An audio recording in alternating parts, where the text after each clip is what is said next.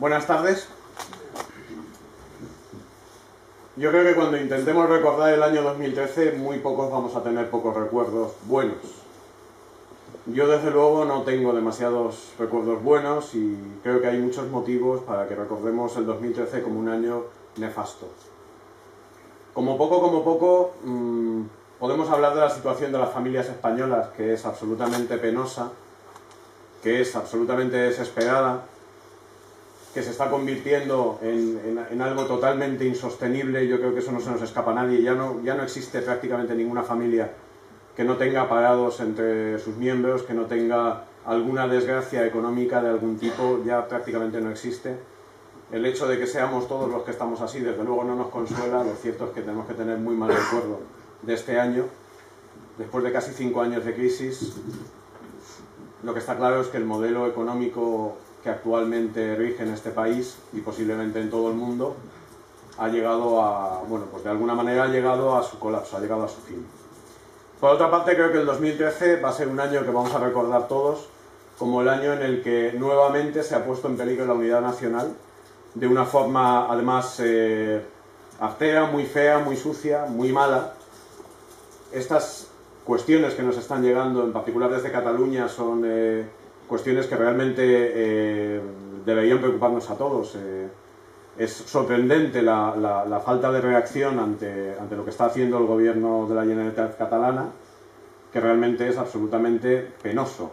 Y eso yo creo que nos lleva a pensar que en este año 2013 podríamos sacar la conclusión de que otro modelo que está en crisis es el modelo del Estado de las autonomías.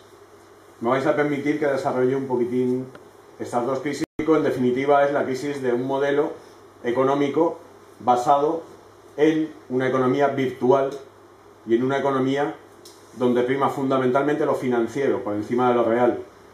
La economía productiva, la economía del día a día, de producir cosas, de venderlas, de consumirlas, de mercadear con ellas, realmente ya no es demasiado importante. Lo que realmente es importante son los movimientos financieros.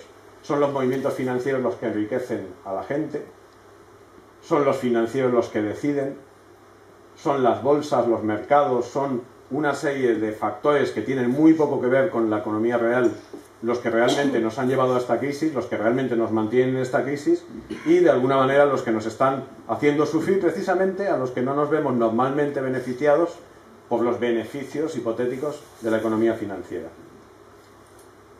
Creo que es necesario recordar que esta crisis financiera viene fundamentalmente y sigue fundamentalmente por la falta de crédito, por la banca, porque la banca no está dando dinero ni a las familias ni a las empresas, eso lo reconoce todo el mundo, incluso los políticos al uso lo reconocen, y todos están absolutamente convencidos de que el motivo por el que no salimos de esta crisis es precisamente porque no hay financiación, porque no hay dinero, porque el dinero que estaban repartiendo normalmente los bancos ya no lo están dando ni a las familias ni a las empresas, con lo cual no hay consumo, y si no hay consumo en una sociedad de este tipo, pues directamente la economía colapsa, y es lo que nos ha ocurrido, y es lo que nos está ocurriendo, y posiblemente lo que nos siga ocurriendo durante un tiempo, porque incluso si ahora que parece que los políticos y los grandes magnates financieros están diciendo que las cosas están cambiando y que posiblemente nos vayamos a recuperar, yo me pregunto cómo nos vamos a recuperar si es que estamos tan sumamente arruinados y tan sumamente endeudados, todos los miembros de la clase media que somos los que de alguna manera tenemos que sacar adelante el país, que cómo lo vamos a hacer. Yo creo que si pensamos un poco en ello nos daremos cuenta que si la banca y los poderes financieros son los responsables de esta crisis, posiblemente sea la banca y los poderes financieros lo que primeramente tengamos que transformar. Y yo creo que hay alternativas, sin duda hay muchas alternativas. El hecho cierto es que nosotros, desde Falange Auténtica, desde nuestro concepto político de la vida, siempre hemos planteado que una de las cosas más necesarias es precisamente buscar un sistema de crédito alternativo. Un sistema de crédito que esté basado en lo que realmente debería ser una función social del crédito, es decir, la acumulación de capital, la acumulación de dinero para financiar una serie de cosas tiene que tener fines sociales. Y los fines que tiene actualmente la acumulación de capital son fines exclusivamente lucrativos para los que tienen ese dinero. Que para colmo, los que tienen ese dinero son los bancos normalmente, que además lo crean ellos, que es una de las cosas más curiosas del mundo. Ahora mismo se empieza a hablar muchísimo de empezar a buscar alternativas con el tema de la banca, con, por ejemplo, no sé si lo habéis escuchado, de la Escuela Económica de Austria, están empezando a hablar de intentar hacer que el coeficiente de caja de los bancos sea del 100%.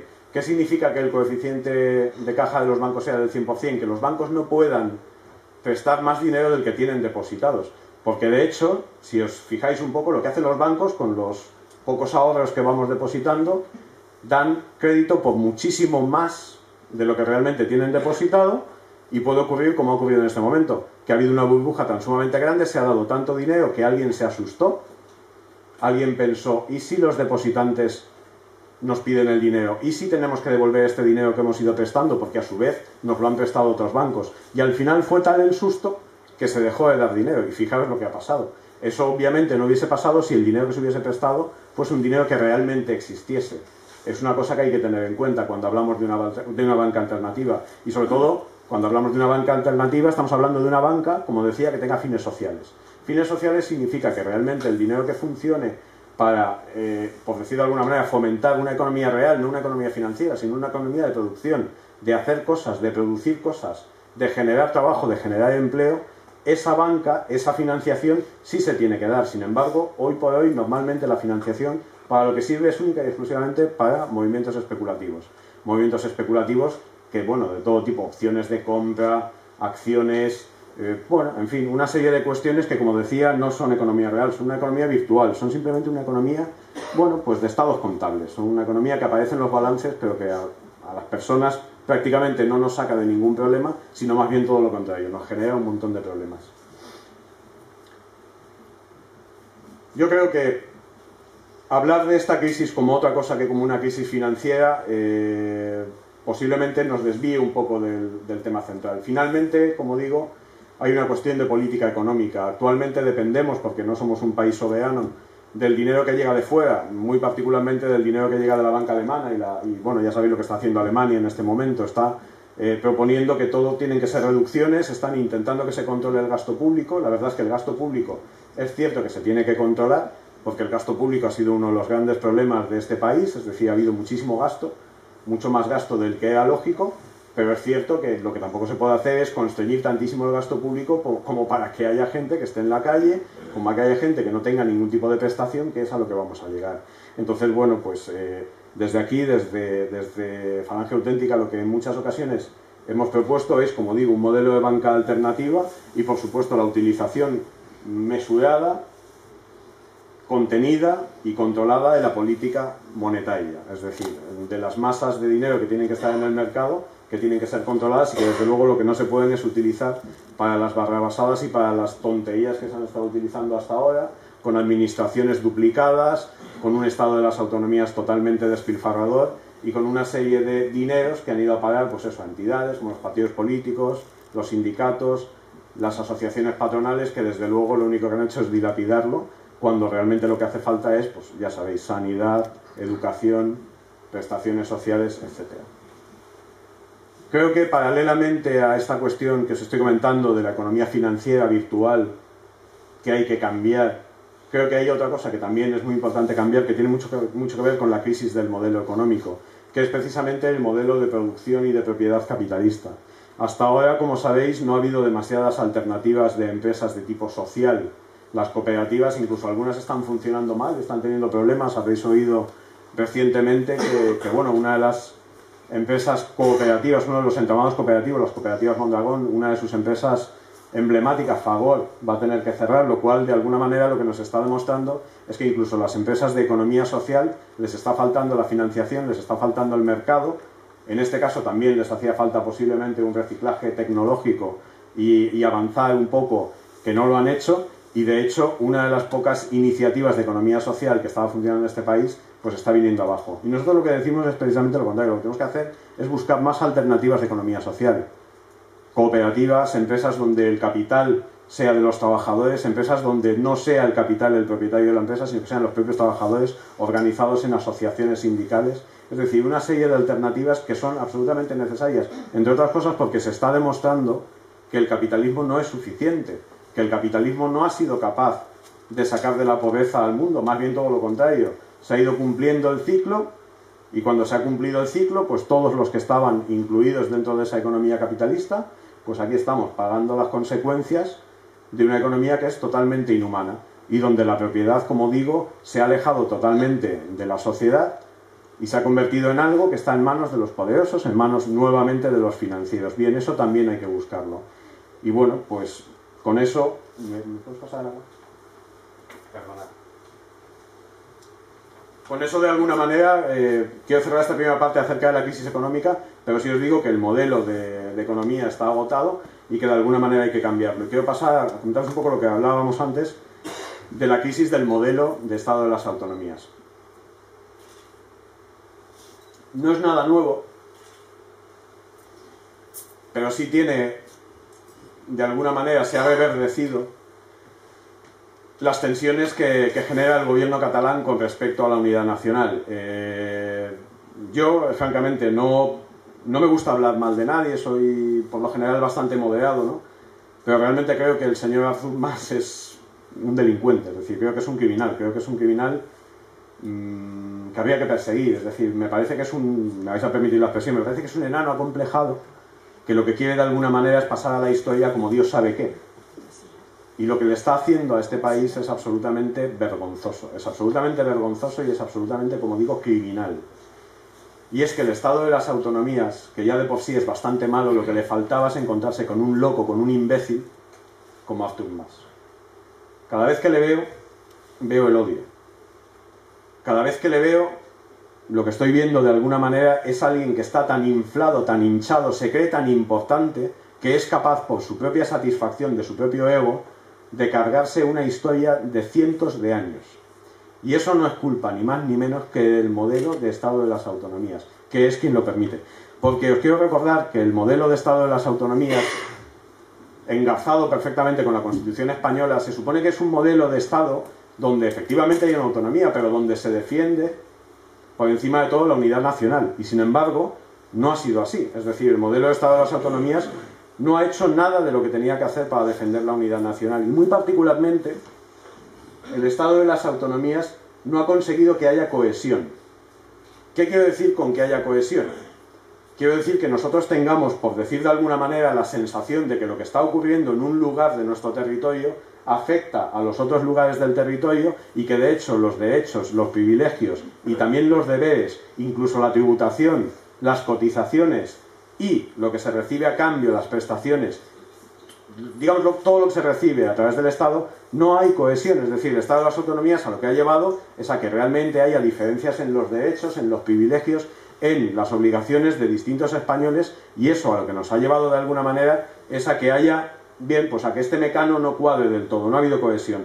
Pero peor todavía es que con el Estado de las autonomías no se ha conseguido tampoco fomentar otro de los, digamos, de las necesidades que hay para defender la unidad nacional, que es la solidaridad. No hay solidaridad, es decir, nos han convencido, recordaréis hace unos años, ahora se habla menos de eso, porque llueve más, pero cuando deja de llover nos acordamos todos de la política ideológica, y cuando llega el momento de discutir acerca de la política ideológica, hay un principio que para nosotros es sagrado y que pensamos que se debería utilizar siempre, y es que el agua no es un bien de nadie, sino que es un bien de todos y se tiene que distribuir equitativamente y de la manera que técnicamente mejor sea para todos los territorios de la nación. Y sin embargo, cuando llega el momento de discutir, empezamos a discutir desde el regionalismo, es decir, es que me están quitando el agua, dicen los de Aragón, es que no nos dan el agua, dicen los de Murcia.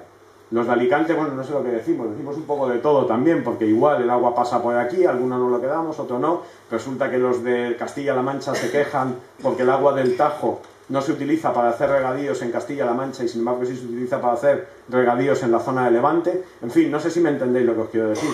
Que al final nos basamos en una discusión territorial, nos pegamos unos con los otros y el Estado de las autonomías no ha sido capaz de mantener esa solidaridad que era absolutamente necesaria. Y para colmo, después de todo esto, nos llega pues la actual situación, donde el Estado de las autonomías, en lugar de ser una cortapisa y como diría yo, una barrera hacia el separatismo y hacia el nacionalismo más exacerbado, por el contrario, lo que está haciendo el Estado de las autonomías es permitirlo, llegar a una situación tan sumamente absurda, que es que parece mentira que no lo digan todos los días en televisión, una situación tan sumamente absurda como que una parte del todo esté reclamando hacer un referéndum sin contar con el todo. Es que no tiene ningún sentido.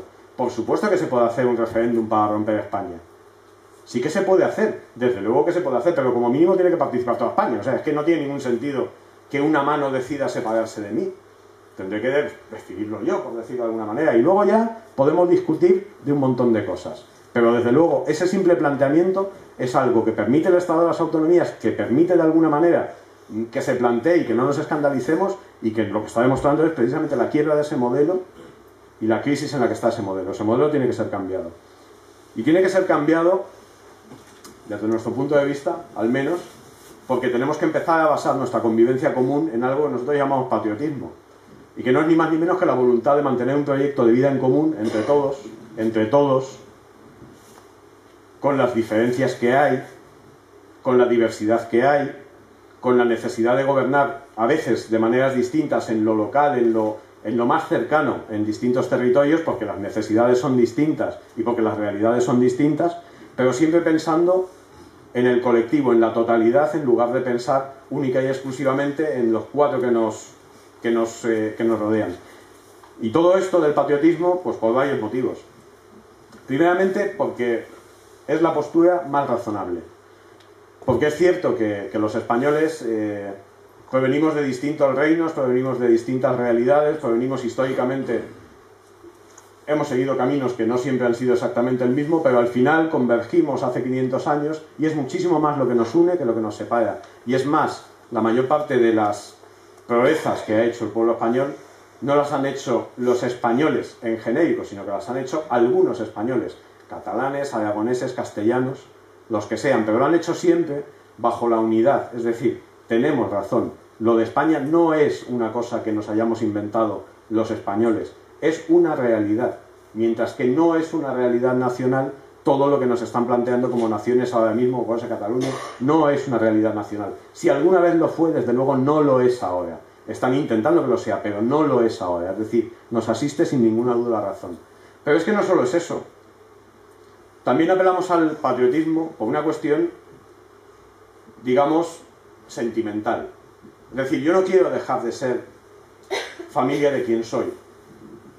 No quiero porque me gusta ser familia de quien soy. Porque incluso siendo distinto de algunos de mis familiares, quiero seguir formando parte de esa familia. Es decir, yo bajo ningún concepto puedo permitir que los vascos dejen de ser mi familia. Porque yo es como si fuese vasco. Yo no puedo dejar de pensar en los andaluces como mis hermanos. No puedo. Yo no me puedo plantear un futuro porque no quiero, porque no lo deseo, porque me duele en el alma pensar en un futuro sin los catalanes. Porque son mis hermanos, porque soy catalán, porque soy vasco, porque soy andaluz, porque soy español.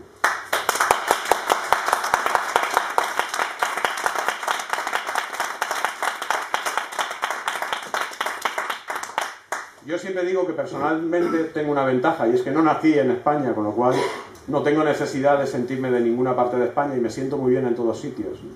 Me da igual que sea La Coruña, que sea Cartagena o que sea Cuenca. Pero es un sentimiento que, reforzado por la razón, nos lleva a un tercer factor por el que defendemos tanto el patriotismo, y es que el patriotismo, hoy por hoy, es lo más práctico, es lo más útil. El patriotismo es realmente lo que nos va a sacar de un problema de falta de soberanía horrible que tenemos actualmente. Si no nos mantenemos unidos, ¿quién nos va a defender de la Unión Europea? Y es que, hay que decirlo así, ¿quién nos va a defender de la Unión Europea? ¿Quién va a defender a Cataluña de la Unión Europea si no es España? ¿Quién va a defender a España de la Unión Europea si no es España con Cataluña? Y tenemos que soportar que algunos imbéciles, porque es que de verdad no se me ocurre palabra, bueno, se me ocurren palabras mucho más gruesas, pero no se me ocurre ninguna menos gruesa para definir a esta gente imbécil que dice que para parar la economía española no hace falta más que parar la economía catalana 2 semanas. Pero es que hay que ser imbécil. Es que cómo se puede ni siquiera plantear, o sea, cómo puede ser deseable para nadie con cerebros, se ve que estos tíos no lo tienen, cómo puede ser deseable algo como eso. Es que no se dan cuenta de que la única manera de defender nuestros derechos y de conseguir recuperar parte de nuestra soberanía va a ser todos juntos, porque si juntos mal lo llevamos, separados no os quiero ni explicar. Es decir, que el patriotismo, porque tenemos razón, porque queremos y porque no hay nada mejor. Y para tener patriotismo, para tener ese proyecto solidario, para tener un proyecto democrático, voluntario, que esto no es obligación, es que nos conviene, es que nos viene bien. Para tener ese tipo de proyecto, desgraciadamente, hay que acabar con el estado de las autonomías. Y buscar, sin duda, otro tipo de autonomías y otro tipo de descentralización, pero desde luego que no hagan lo que ha hecho el estado de las autonomías, que ha sido no facilitarnos ni la cohesión, ni la solidaridad, ni un futuro. Dos crisis, dos modelos, el económico y el modelo del estado de las autonomías. Y creo que aquí, en definitiva, pues lo que venimos es a proponer que hay que cambiar esos modelos, es decir, que hay que avanzar. Y ese cambio nosotros no lo percibimos, digamos, no nos lo planteamos más que de una manera, no nos planteamos ese cambio más que como un cambio de tipo democrático, es decir, no hay ninguna otra posibilidad, no hay ningún otro camino, no hay absolutamente nada que hacer que no sea con el consenso y con la voluntad de las personas y, lógicamente, bajo un sistema democrático. Y ahí viene lo bueno, tenemos un sistema democrático. Es decir, esto que estamos planteando lo podemos cambiar de alguna manera, y yo digo no. No existe un sistema democrático porque, desgraciadamente, lo que existe es un sistema electoral que perpetúa a determinados poderes. ¿Qué poderes son esos? Unos poderes que, por cierto, están empezando a estar ya en las estadísticas casi siempre entre el segundo y el tercer puesto de los problemas de los españoles. Están los políticos, ¿vale? Los políticos son un problema. ¿Por qué son un problema? Porque es obvio que no están haciendo más que reformas, recortes y una serie de parches, ¿vale? Pero no se están planteando la necesidad verdadera de cambiar estos dos modelos, el modelo económico y el modelo de Estado de las autonomías. No se lo están planteando. Son un problema, los políticos. ¿Y por qué los políticos son un problema? Pues porque tenemos un sistema electoral, que jamás lo llamaré democrático, sino un sistema electoral partidista, donde realmente no se elige a personas, se elige a partidos, y son los partidos los que eligen a las personas, y entre ellos ya veis el problema que tienen. Fue la semana pasada el Congreso Político del Partido Socialista Obrero Español, donde realmente de lo que se discutía es de cómo elegir al candidato que va a elegir al final la ejecutiva, y que los pobres electores lo único que pueden hacer es votarle y ya está, porque luego no van a poder decidir. Pero incluso eso, para ellos, que son organizaciones claramente antidemocráticas, es un problema. Es decir, lo de las primarias es un problema. Pues imaginaros si realmente nos planteásemos con un poquitín de realismo, si no será problema para nosotros, que no tenemos más que elegir, que no es elegir, es refrendar a las personas que han elegido los partidos políticos. Los políticos son un problema, y son un problema porque están en un sistema partitocrático. Pero es que resulta que ese sistema partitocrático no deja de ser, ni más ni menos, que una expresión del poder que está por encima de ellos, que desde nuestro punto de vista es el poder de la banca. ¿Sabéis lo que hace la banca? Financia exactamente por igual a un partido y al otro. Financia exactamente por igual al Partido Popular y al Partido Socialista. De tal manera que gane quien gane, ganan ellos. Y no hay más que eso. O gana uno o gana el otro. Y lo que nosotros pensemos, no pasa nada. Y si lo hacen bien, bien. Y si lo hacen mal, no pasa nada. Porque como no hay separación de poderes, resulta que el poder legislativo es el único que se refrenda, que no elige, que se refrenda a través de las elecciones. El poder legislativo, o digamos, la matemática del poder legislativo es la que permite que se forme un gobierno, y luego a los jueces los nombran los políticos. Pues bueno, realmente, ¿qué manera hay de fiscalizar? ¿Qué manera hay de decir, yo te he elegido para que hagas tal, y como no lo haces, te voy a quitar del medio? No hay manera. Es decir, no hay democracia para elegir, pero es que tampoco hay democracia para fiscalizar, para decir, lo estás haciendo mal, te voy a quitar del medio. No hay manera, no hay manera, no hay manera en absoluto. Entonces, lo que yo creo y lo que creemos desde Falange Auténtica es que realmente este modelo no lo podemos cambiar desde la legalidad, porque la legalidad no nos lo permite. Pero yo dije antes que el cambio tenía que ser democrático. Pero si estoy diciendo que no podemos cambiarlo porque la legalidad no nos lo permite, ¿qué es lo que tendremos que hacer?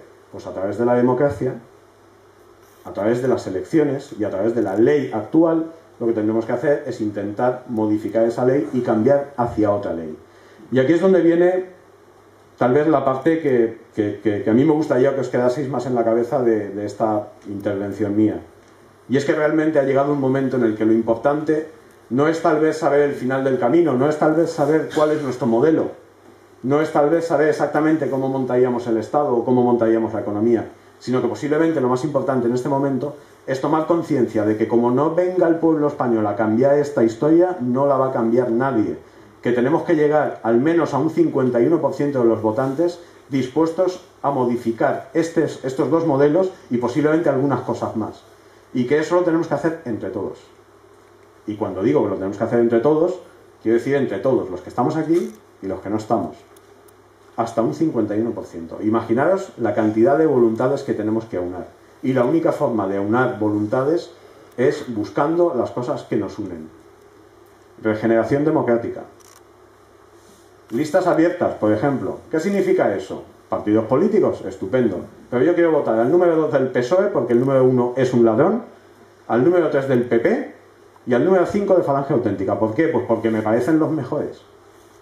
Y los que lo hacen mal, no les voto. Me da igual lo que haya dicho el partido. Me da igual si le han puesto el primero. Tenemos aquí gente que conoce muy bien algunos de los partidos, incluso algunos de los partidos que hablan de regeneración democrática, como el partido de Rosa Díez, que nos resulta muy simpático en muchos sentidos, pero que después predica una cosa y hace otra. Y una de las cosas que no hace es ser democrático. Porque resulta que cuando monta una lista electoral en cualquier sitio, es el partido, es la cúpula del partido quien impone cuáles son los primeros puestos, que como sabéis son los que salen. Y lo que dicen las bases del partido, ni siquiera eso se tiene en cuenta. Lo de los electores ni os cuento, porque si quieres votar a UPyD, vas a votar lo que decida la cúpula del partido. No lo que decidan ni siquiera los integrantes del partido en Alicante, por poner un ejemplo. En Alicante o en cualquier otro sitio. Vas a votar lo que decida la cúpula del partido. Pues muy bien. Si la cúpula del partido decide poner a 7 tíos del País Vasco en los 5 primeros puestos, o a 7 tíos de la cúpula de Madrid, o lo que fuese, en los primeros puestos, pues yo por mis santas narices voto al número 6, que es el que me cae bien. Y el partido, pues me vais a perdonar, pero que le den por saco. Es decir, el partido no es el que decide por mí. Eso es democracia, eso son listas abiertas. Listas abiertas y desbloqueadas. Que no hay que prohibir los partidos políticos. Que no hay que evitar la labor proselitista de los partidos políticos.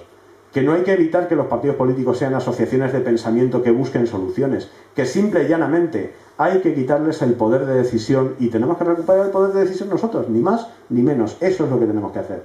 Listas abiertas. Como os decía antes, separación de poderes.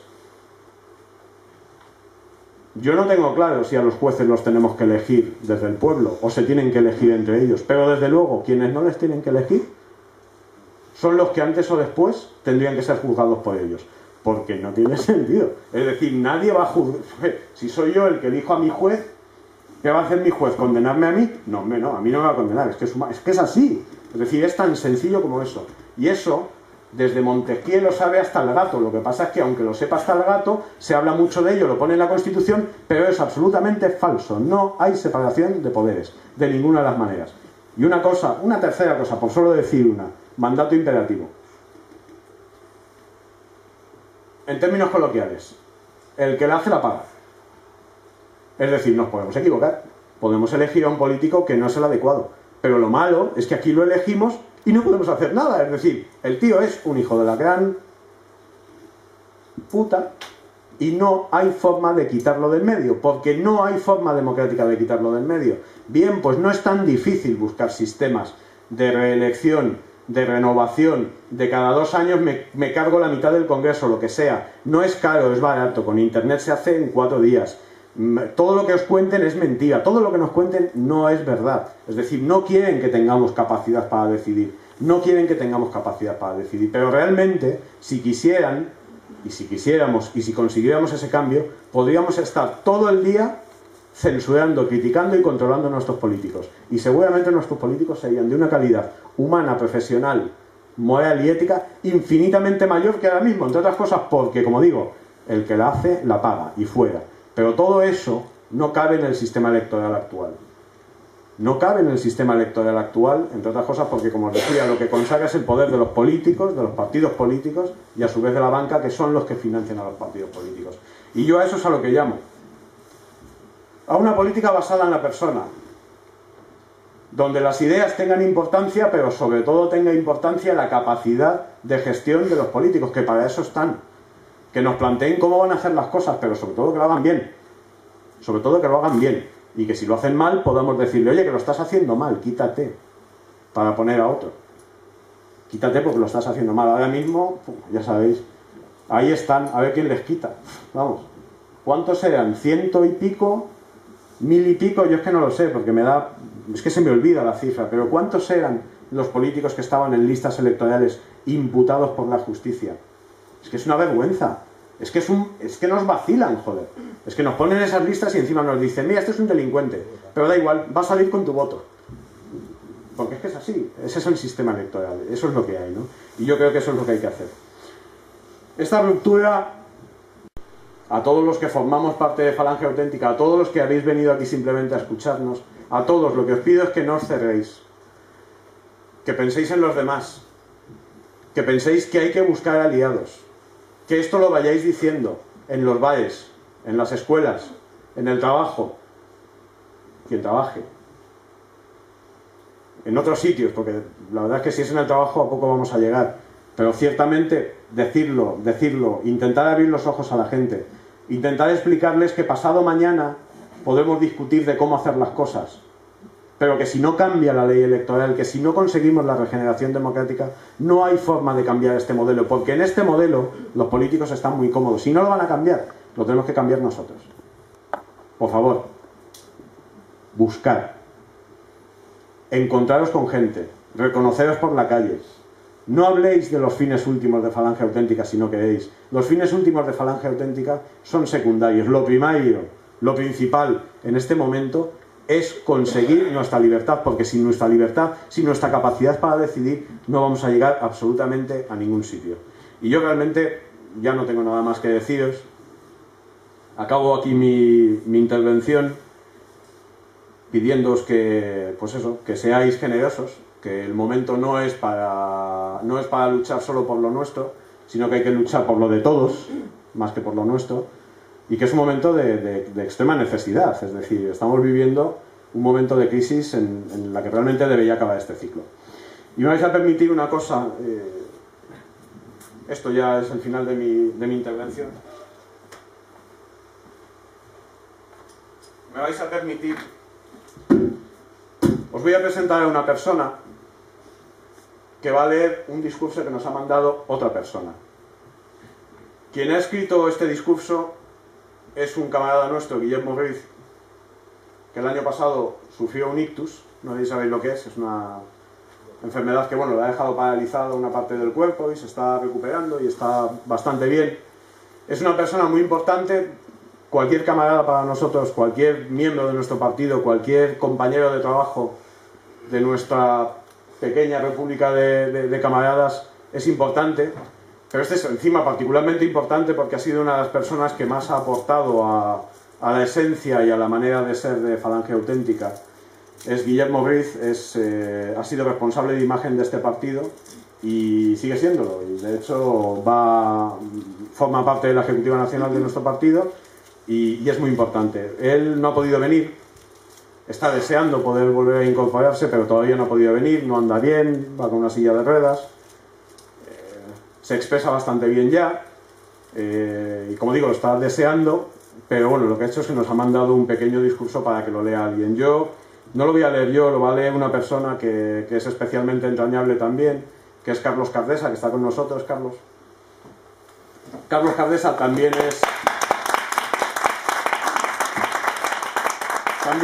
miembro de la Ejecutiva Nacional, también es uno de los culpables de todo lo que hacemos, pero es que además ha sido la persona que tal vez más le ha cuidado, que ha mantenido más el contacto con él, es su hermano, es su amigo, ¿no? Entonces se merece ser él quien lea el discurso si yo consigo contarlo, claro.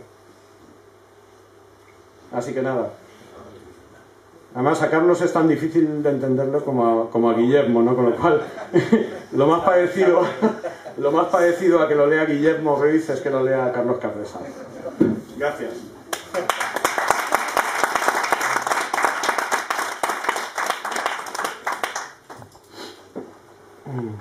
Willy.